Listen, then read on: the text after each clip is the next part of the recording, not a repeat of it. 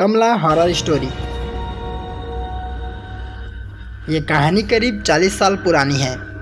1980s में 23 साल की कमला की ज़िंदगी में सब कुछ ठीक चल रहा था, पर एक दिन उसके पिता अचानक कहीं गायब हो गए।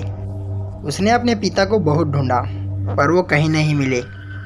कमला की माँ की मौत पहले ही हो चुकी थी और वो अपने पिता के लापता होने के बाद बहुत ज़्यादा अकेली हो चुकी थी। जब कई कोशिशों के बाद भी उसके पिता नहीं मिले तो सबने उसे ढूंढना ही छोड़ दिया और हार मान गए। इतनी टेंशन के बीच कमला का ध्यान रखने वाला कोई नहीं था, इसलिए कमला के चाचा चाची उसकी शादी प्रभाकर परिवार के बड़े बेटे अजीत से कर दी, ताकि कमला का ध्यान रखने के लिए हमेशा कोई हो। अजीत ने कमला को उसके मुश्किल समय में संभाला और वो थोड़ा बेहतर महसूस करने लगी। कमला अपने नए घर में अपनी नई ज़िंदगी को एडजस्ट करना सीख रही थी और धीरे धीरे खुश होने भी लगी थी। सारा परिवार उसे बहुत प्यार देता था और उसका ख्याल भी रखता था, खासकर उसका देवर राजेश। पर धीरे धीरे चीज़ें बदलने लगी। एक दिन कमला सो रही थी। उस दिन किसी की रोने की आवाज़ से अचानक नींद खुल गई।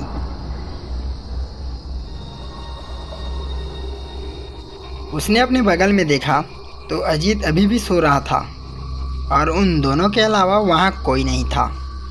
वो आवाज़ फिर से आई, लेकिन अभी भी उसे कोई नहीं दिख रहा था। उसने इसे अपना बहन समझा, लेकिन उस दिन के बाद से उसे हर वक्त वो रोने की आवाज़ सुनाई देती थी। उसे ऐसे लगने लगा था कि शायद ये आवाज़ें उसके पिता की है, जो दर्द में चीख रहे हैं और उससे मदद मांग रहे हैं। कमला घबरा चुकी थी और उसने ये बात अजीत और रजनीश को बताई। उन्होंने उसका बहन समझा और उसने कहा कि शायद ये इसलिए हो रहा है कि तुम अपने पिता को बहुत मिस कर रही हो। और धीरे धीरे कमला की तबीयत खराब होने लगी और उसे हर वक्त गुस्सा आने लगा था। वो छोटी छोटी बातों के लिए चिढ़ जाती और उसे कोई भी किसी चीज़ के लिए मना करता तो उसे जान से मारकर खाने की धमकी देने लगती थी। सबको लगा कि उसके पिता का खोने का दुख उसके दिमाग में हावी होने लगा है, लेकिन इन सब के बीच कमला को वो आवाज़ें अभी भी आने लगी थी। एक दिन वो आवाज़ कमला को हवेली के पुराने दरवाजे से आ रही थी। कमला उस कमरे में गई तो उसे वहाँ एक काली मूर्ति मिली। उस मूर्ति को देखते ही उसे एक अजीब सी बेचैनी होने लगी, लेकिन जैसे ही उसने मूर्ति को छुआ उसे बेहद एक अजीब सा लगने लगा। उसे घुटन महसूस होने लगी। उसे सांस लेने में बहुत ही ज़्यादा तकलीफ़ होने लगी थी। कमला ने घबराकर वापस उस मूर्ति को नीचे रख दिया और वो बाहर ही जा रही होती है कि पीछे से कोई भारी चीज़ उसके पैर में आके लगी। जब कमला ने ध्यान से देखा तो एक इंसानी खोपड़ी उसके पैरों पर पड़ा था।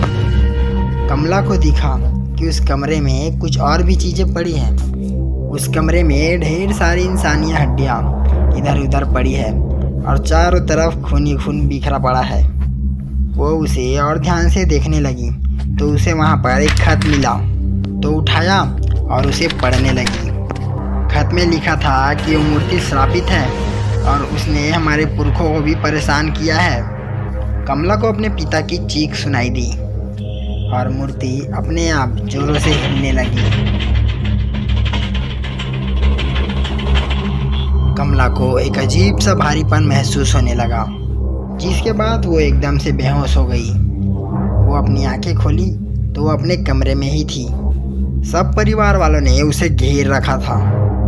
कमला सब कुछ बताने लगी, तभी सबने उसे बताया कि वो घर के ड्राइंग रूम में बेहोश पड़ी मिली और शायद ये उसका कोई बुरा सपना था।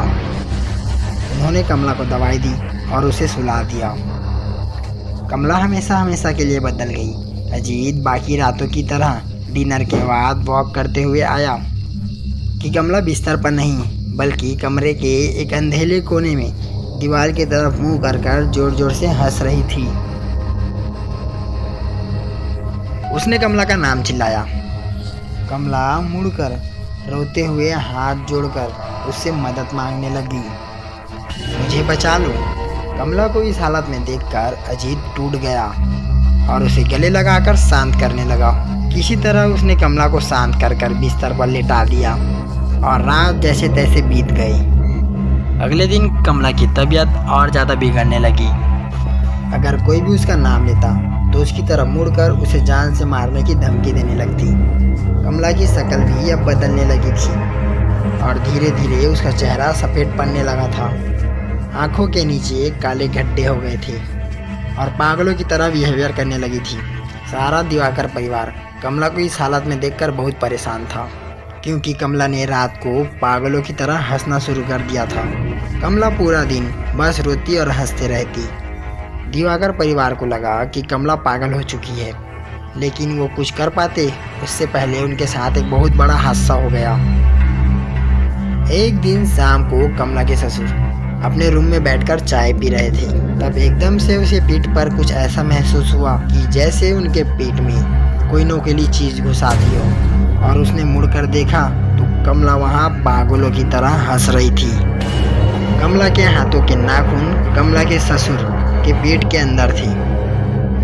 उसने जोर से चिल्लाया और सब ने कमला को कंट्रोल करके उसे अपने कमरे में ले गए। उसे कमरे में ले जाकर उसे बेड से बांध दिए। अजीत ने देखा कि कमला बिस्तर पर थे ही नहीं। उसने बाहर जाकर देखा तो कमला भागते हुए अपने ससुर के कमरे में घुस गई। अजीत कमला को पुकारता हुआ उसके कमरे में घुसा। उससे पहले वो कुछ कर पाता, कमला ने अपने ससुर को पकड़ लिया और बिना कुछ सोचे समझे उसे जानवरों की तरह मारकर उसका शरीर को नोचकर मांस खाने लगी। पूरा घर चीख और डर से गूंज उठा और कोई भी कमला को रोक नहीं पा रहा था। अजीत और उसकी माँ ने कमला को उसके पिता की लाश के साथ कमरे में लॉक कर दिया। उन्हें कुछ समझ में नहीं आ रहा था और कमला कमरे में पागलों की तरह चिल्लाए जा रही थी। कमला चीख चीख कर कह रही थी कि मैं सबको खा जाऊंगी। अजीत की माँ को समझ आ गया था कि कमला पर किसी का काला साया पड़ चुका है, या वो खुद एक चुड़ैल बन चुकी है जिसे अब रोक पाना शायद असंभव हो चुका है। उस रात उनकी माँ अपने दोनों बेटे को लेकर हवेली से बाहर निकल गई और अपने एक रिश्तेदार के घर चले गई। वो अपने रिश्तेदार के घर पहुँचे तो अजीत की माँ ने उन्हें बताया कि जो कमला के साथ हो रहा है वो कोई इत्तेफाक तो नहीं, कि काला जादू है जो उनके घर के पूर्वज करते करते मर गए। उन्होंने अजीत को बताया कि उनके घर में एक शैतानी मूर्ति है जो श्रापित है और उसी शैतान की साया शायद कमला पर आ गई है। अब वो किसी को नहीं छोड़ेगी। कुछ समय बाद उस हवेली से 4 डेड बॉडी मिली। अजीत और अजीत के दोनों पेरेंट्स और कमला, सबकी डेड बॉडीज़ को वहाँ से ले जाया गया। राजेश उस दिन के बाद कहीं गायब हो गया। लोग कहते हैं कि आज भी उस हवेली में कमला की आत्मा भटकती है और किसी को नहीं बख्शती, और जो कोई भी उस हवेली में गया तो वो उसकी जान ले लेगी। आज तक वो हवेली वीरान पड़ी है।